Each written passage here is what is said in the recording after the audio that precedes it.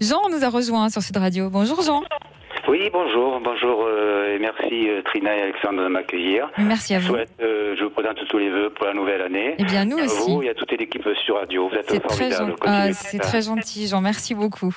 Alors, vous pensez être victime de sorcellerie, vous? Ah, je ne le pense pas, j'en suis sûr. Ah, racontez-nous. Qu'est-ce qui vous fait dire ça? Je vais essayer de faire court. Je me suis aperçu que tout au long, déjà, depuis notre mariage, lorsque j'étais marié, je regardais pas les autres femmes, j'avais pas envie, ça me disait rien. Pourtant, j'en ai vu de belles, il y en avait même qui m'ont fait des avances et tout, mais ça me disait rien. Et puis, c'est surtout par la suite, lorsque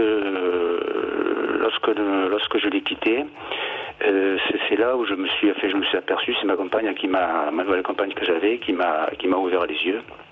Et qui me l'avait dit déjà, parce que autant lorsque j'étais avec mon épouse, j'avais pas de problème de la sexualité, et après lorsque j'ai eu une compagne, j'avais des problèmes d'érection sans arrêt pratiquement.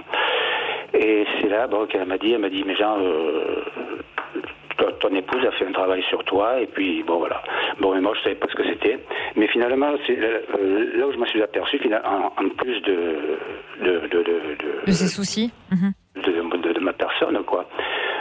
C'est que quelque temps après que j'étais avec cette femme là, peu de mois après, nous habitons dans une villa qu'on nous avait une villa, et un matin, en sortant comme ça, il faisait bon, je vais dans l'allée, et dans l'allée je découvre quoi? Je découvre à 3-4 mètres du portail, je trouve par terre un énorme crapaud mort. Je veux dire qu'auparavant, déjà, lorsque une après-midi, nous étions sur la terrasse, et d'un coup, il y a une voiture qui s'est arrêtée au bord du trottoir, et j'ai vu un flash. Et puis j'ai reconnu, c'était mon ex-épouse qui nous avait pris en photo. Donc j'appelle ma compagne, disant viens voir ce que c'est. Et lorsqu'elle voit ce fameux crapaud, elle dit ça y est, elle a fait quelque chose, ça va nous tomber dessus. Puis effectivement, après au bout de quelques temps, toutes les nuits au changement de lune surtout, ma compagne se réveillait en pleine nuit, elle poussait des cris abominables comme si je l'égorgeais. J'étais obligé de la plaquer contre ma poitrine pour pas que les voisins entendent et qu'ils n'appellent pas la police ou autre. Et puis après elle s'arrachait les cheveux, et au fil du temps elle a eu son visage, la peau du visage qui était comme brûlée, la peau qui tombait, donc il a fallu pratiquer la chirurgie esthétique. Voilà. Il y a eu ça. Après il y a eu des procès, j'ai eu je sais pas combien de procès avant que le divorce soit prononcé. Tous les procès que j'ai eus, je les ai tous perdus. Je perdais tous les procès. Alors donc bien sûr, il y avait l'article 700, j'étais condamné au dépens, voilà. Et jusqu'à la fin, j'exerce une pension à vie. Et par contre, ce que j'ai eu dans mes rêves, ça remonte à peu de temps, je la voyais, elle de dos, partir. Je la reconnaissais bien, je voyais même une robe qu'elle portait lorsque nous étions ensemble, et qui se retournait, puis qui me faisait des petits sourires. Et là, dernièrement, je crois que là, c'est ce qui m'a poussé à vous contacter, c'est qu'au mois d'octobre, courant octobre, je dormais en pleine nuit, et puis j'ai senti une présence comme ça, dans mon sommeil, j'ai senti une présence qui s'approchait de mon lit. Et c'était une personne, un type un peu féminine, il me semblait, avec une grande cape et une capuche sur la tête. Et puis, j'ai essayé de la repousser, je ne suis pas arrivé. Et j'ai senti qu'on m'a attrapé les deux poignets. Mais alors vraiment comme dans la vérité, comme si quelqu'un m'attrapait les deux poignets. Donc vous avez senti ça pendant la nuit. Alors on comprend bien que... Pas dans mon sommeil. On m'a croisé les poignets et on me les a plaqués sur mon estomac. Mais alors très très fort, j'ai essayé de me débattre, j'arrivais pas à me défaire. Je me suis débattu dans le lit, j'ai senti que je tapais les pieds et tout. Et finalement, je suis arrivé à me libérer. Donc, alors, on va voir si ça aussi, ça fait partie de ce que vous soupçonnez être de la sorcellerie. Vous restez avec nous, Jean. On va en parler dans un tout petit instant avec Alexandre, qui a d'ailleurs une photo de vous devant vous, puisqu'Alexandre, vous avez tenu à avoir une photo de Jean. Vous allez nous expliquer aussi d'ailleurs pourquoi. Donc, Jean, vous nous l'avez envoyé. Alexandre, vous l'avez devant vous. On va voir ça dans un instant, ce que vous ressentez. Restez avec nous sur Sud Radio. Il nous reste encore une petite demi-heure à passer ensemble sur Sud Radio, une demi-heure pendant laquelle mon invité médium et voyant Alexandre Deleven vous éclaire sur vos doutes, sur vos prises de décision et puis aussi sur vos soupçons. En l'occurrence, Jean, qui est avec nous au téléphone, pense, enfin, il est même sûr, hein, pour reprendre ces termes, qu'il est victime de sorcellerie de la part de son ex-compagne. Donc vous nous avez expliqué précédemment que ça se manifestait, vous aviez par exemple retrouvé un crapaud mort, que ça se manifestait par la compagne avec qui vous vous étiez remis à la suite de votre séparation, pousser des cris pendant la nuit assez incontrôlables et surtout en période de lune. D'ailleurs on reviendra aussi sur ça puisqu'on avait vu dans une émission précédente avec vous, Alexandre, que la lune influençait beaucoup sur nous et sur notre énergie. Alors donc on va voir, Alexandre, ce que vous percevez à ce niveau-là. Vous avez donc une photo de Jean devant vous. Vous avez tenu, on le dit pour nos auditeurs de Sud Radio, vous avez demandé à avoir une photo de Jean. Pour quelle raison ?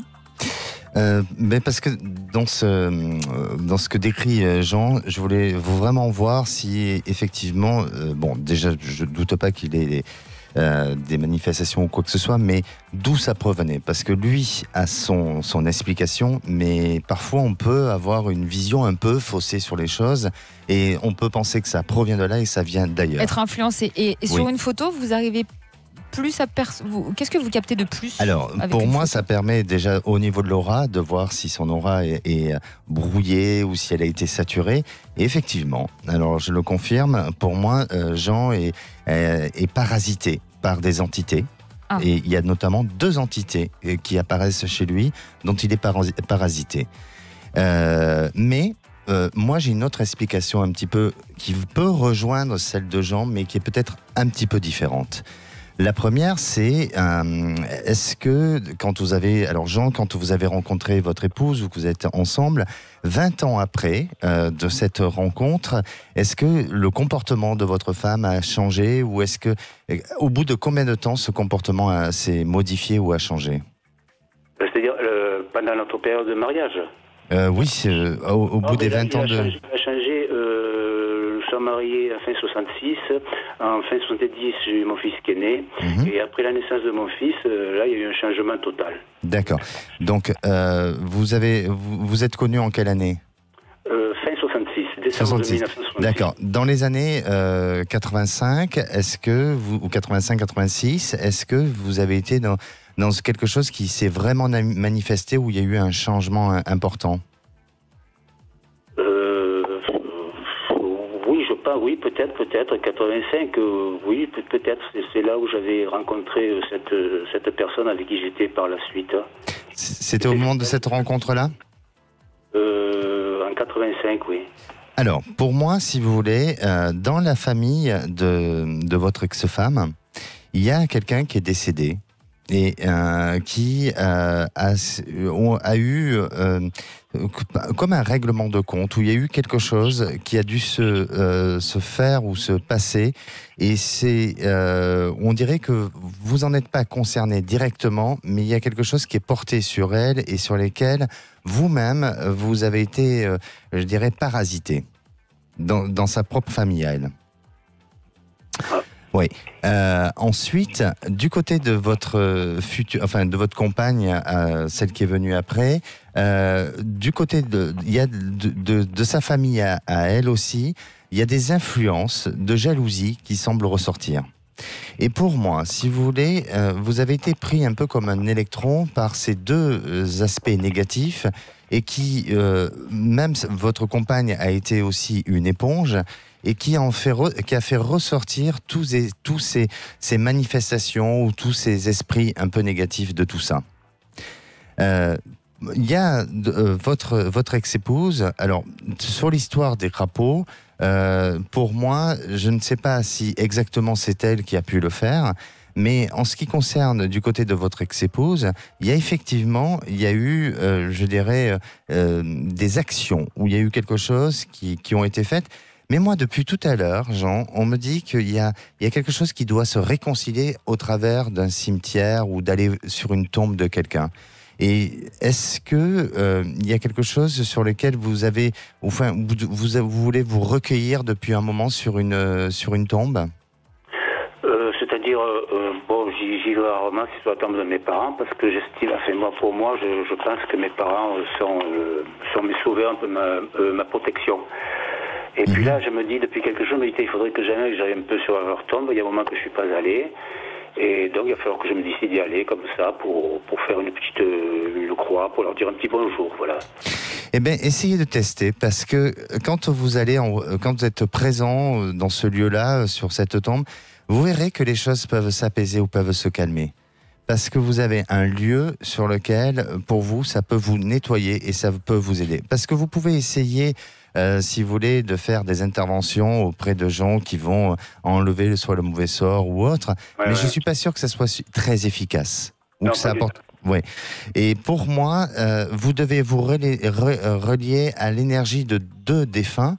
Et c'est pour ça que chez vous, sur votre photo, il apparaît 2 entités. Et c'est au travers de ces 2 défunts que vous allez pouvoir, je dirais, vous protéger et vous nettoyer d'énergie négative.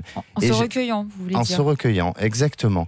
Et du côté de votre épouse, oui, il y a des actions, mais d'une personne qui, de son côté, est décédée, et il y a comme une notion, je dirais, de malveillance envers vous. Alors après, c'est normal, vous avez divorcé, tout ça, donc oui, et puis après, il y a sa personnalité aussi. Mais du côté aussi de votre compagne, avec qui vous étiez auparavant, elle a aussi une influence de jalousie familiale. Et tout ça s'est rassemblé, et c'est pour ça qu'elle, si vous voulez, ça a explosé en elle. Et elle a eu, je dirais, des comportements et des attitudes qui n'ont pas été dites normales.